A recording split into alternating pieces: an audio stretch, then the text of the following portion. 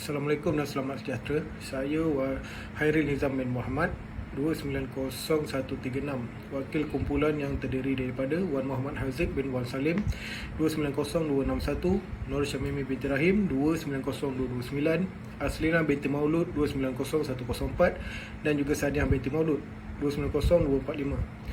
Kumpulan kami akan membuat pembentangan mengenai tajuk transformasi digital. Saya akan memulakan pembentangan dengan bab pertama, iaitu pendahuluan. Pada masa kini, perkembangan teknologi dilihat semakin pesat menjadi satu keperluan dalam kehidupan manusia. Hampir semua aktiviti harian yang dilakukan oleh semua individu pada hari ini melibatkan penggunaan teknologi yang bertujuan untuk memudahkan segala urusan yang perlu dilakukan. Transformasi pendigitalan ke arah yang lebih canggih mengikut peredaran zaman sangat membantu dalam perjalanan operasi organisasi perniagaan di dalam sesebuah industri yang diceburi. Terdapat pelbagai kelebihan yang akan didapati oleh sesebuah organisasi yang mengamalkan kaedah pendigitalan dalam urusan operasi dan perjalanan perniagaan mereka. Pemimpin organisasi juga harus memanfaatkan dengan sebaiknya segala transformasi pendigitalan yang semakin rancak berkembang kini dalam memastikan perniagaan yang dijalankan mampu bersaing dengan organisasi-organisasi lain di dalam pasaran yang diceburi. Definisi transformasi pendigitalan. Transformasi pendigitalan merupakan perubahan atau transformasi daripada kaedah tradisional ke arah penggunaan teknologi digital yang bertujuan bagi memudahkan sesuatu pekerjaan atau urusan seharian dengan lebih efektif dan berkesan. Perkembangan transformasi digital sentiasa mengikut peredaran zaman dan semakin berkembang pesat dengan penggunaan peralatan teknologi terkini yang kini menjadi keperluan dalam kehidupan seharian seperti telefon pintar, komputer riba, tablet dan sebagainya. Penggunaan dan kemahiran dalam penggunaan teknologi digital yang semakin meluas telah memberikan impak yang positif serta menyumbang kepada perkembangan industri dan perusahaan di negara-negara maju dan negara-negara yang sedang membangun. Saya akan meneruskan untuk bab yang kedua, atau kefungsian transformasi pendigitalan.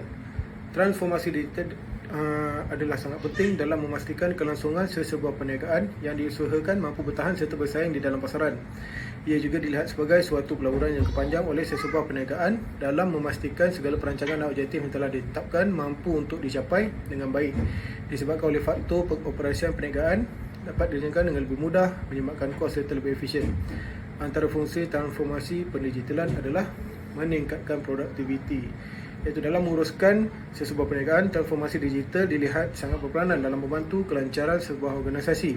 Pengurusan dalam memastikan pemantauan terhadap kaki tangan dapat dilakukan dengan lebih efisien dan juga membantu dalam memberi kemahiran baru sekaligus memudahkan dan mempercepatkan kerja yang perlu dilaksanakan oleh kaki tangan operasi perniagaan. Yang kedua, mempunyai kemampuan daya saing. Perubahan sebuah perniagaan ke arah transformasi digital dalam urusan perniagaan juga akan meningkatkan kemampuan organisasi untuk bersaing di dalam pasaran.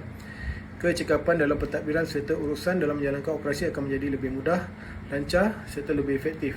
Faktor-faktor ini akan memberikan kelebihan kepada sesebuah organisasi perniagaan dalam memastikan mereka mampu bertahan dan berdaya saing di dalam pasaran. Yang ketiga, melancarkan operasi perniagaan.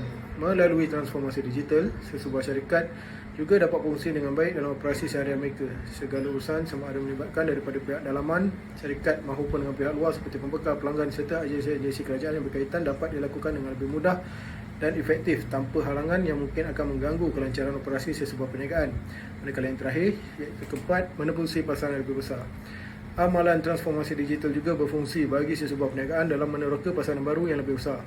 Kemampuan serta kemahiran dalam penggunaan teknologi digital yang baik akan membantu sesebuah syarikat merangka serta melaksanakan strategi-strategi baru bagi mengenal pasti dan menembusi pasaran baru bagi meningkatkan hasil syarikat ke tahap yang lebih tinggi.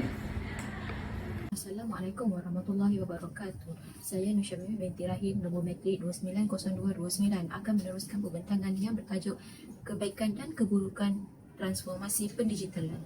Antara kebaikan transformasi pendigitalan adalah meningkatkan keuntungan. Penggunaan alat teknologi digital yang semakin canggih pada masa kini seperti komputer, telefon bimbit, komputer riba, tablet dan sebagainya oleh masyarakat sangat merupakan suatu kelebihan bagi sesebuah syarikat dalam meningkatkan jualan. Perniagaan secara atas talian merupakan platform pembelian yang semakin meluas digunakan oleh pengguna untuk mendapatkan barangan atau perkhidmatan yang mereka inginkan. Selain itu, kebaikan transformasi pendigitalan adalah mempunyai daya saing, kemudahan dalam berurusan dengan perniagaan yang mengamalkan transformasi digital merupakan pilihan utama pengguna pada masa sekarang berbanding dengan perniagaan yang masih menerapkan perniagaan secara tradisional. Peningkatan jualan yang tinggi pastinya akan diperolehi oleh syarikat sekaligus mampu untuk terus berdaya saing di dalam pasaran. Antara keburukan transformasi pendigitalan adalah ia akan melibatkan kos yang tinggi. Sesebuah organisasi perniagaan yang beralih ke arah transformasi pendigitalan memerlukan kos permulaan yang tinggi dalam menyediakan kelengkapan serta keperluan yang diperlukan. Ini akan memberi kesan yang negatif kepada sektor-sektor perniagaan kecil yang ingin mengamalkan teknologi pendigitalan dalam perniagaan mereka. Selain itu, masalah pengangguran yang tinggi dijangka menjadi isu utama kesan daripada transformasi digital.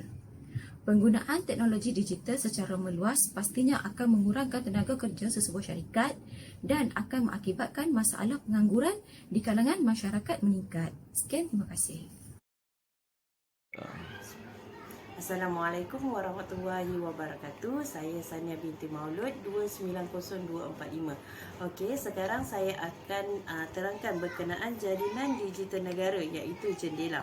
Pada tarikh 29 Ogos tahun 2020, satu pelantikan jalinan digital negara iaitu JENDELA telah diumumkan oleh Perdana Menteri Malaysia iaitu Tan Sri Muhyiddin Yassin.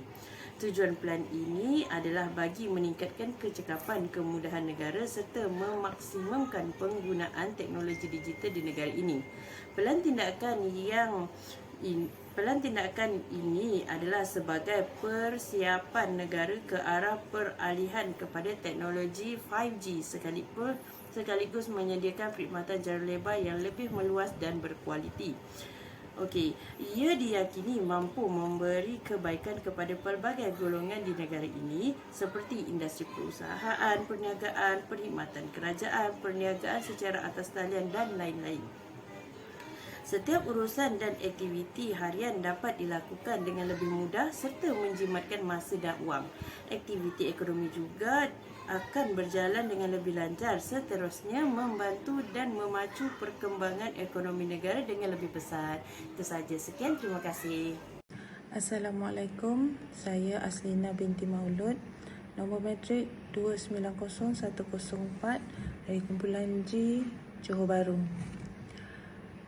Pada hari ini saya ingin menerangkan berkaitan dengan cabaran transformasi pendigitalan sektor swasta dan kerajaan Malaysia. Cabaran-cabaran yang wujud dalam menerapkan perubahan ini antaranya adalah keselamatan cyber, iaitu antara kes yang melibatkan isu keselamatan cyber adalah melibatkan penipuan, gangguan cyber dan pencerobohan data peribadi. Cabaran seterusnya adalah perbelanjaan yang tinggi, iaitu perubahan ke arah transformasi pendigitalan oleh sesebuah perniagaan memerlukan tenaga kerja yang mahir di samping penggunaan peralatan teknologi terkini. Faktor-faktor ini tentunya melibatkan perbelanjaan yang tinggi serta peningkatan kos dalam melancarkan operasi sesebuah perniagaan dan perkhidmatan. Ia juga tidak hanya melibatkan sektor swasta, malah sektor kerajaan juga akan terkesan akibat peningkatan perbelanjaan yang perlu ditampung dalam memastikan kecekapan tenaga kerja serta kelengkapan teknologi digital mampu dipersiapkan dengan sebaiknya. Cabaran seterusnya adalah kurang pendedahan mengenai teknologi. Jurang penggunaan teknologi terkini yang wujud antara kawasan bandar dan luar bandar dilihat antara aspek membataskan penggunaan teknologi digital di kalangan masyarakat luar bandar, pengetahuan yang terhad serta tidak terdedah dengan maklumat-maklumat terkini menyebabkan mereka tidak mempunyai pengetahuan dan kemahiran yang diperlukan serta berasa kurang yakin dalam penggunaan teknologi digital. Terima kasih. Assalamualaikum dan selamat datang. Nama saya Wan Muhammad Haziq bin Salim, nombor matrik 290221. Pada hari ini saya akan menerangkan secara kesimpulan bagi keseluruhan. Okey, secara kesimpulannya, transformasi digital dilihat sebagai suatu aspek yang perlu dititik beratkan oleh setiap organisasi dalam perniagaan. Perubahan ini perlu diterima serta diterapkan dalam aktiviti sebuah organisasi. Pelbagai manfaat dan kelebihan yang boleh diperolehi dengan penggunaan teknologi digital dalam aktivitas harian seperti urusan pembelian, perhubungan, mendapatkan sesuatu maklumat dan sebagainya. Pihak kerajaan juga perlu memainkan peranan penting dalam menekankan dan memberi pendedahan mengenai transformasi digital di kalangan masyarakat. Ini bertujuan bagi memupuk pengetahuan yang tinggi dan berkemahiran sekaligus menggalakkan masyarakat terhadap penggunaan teknologi digital dalam kehidupan seharian mereka.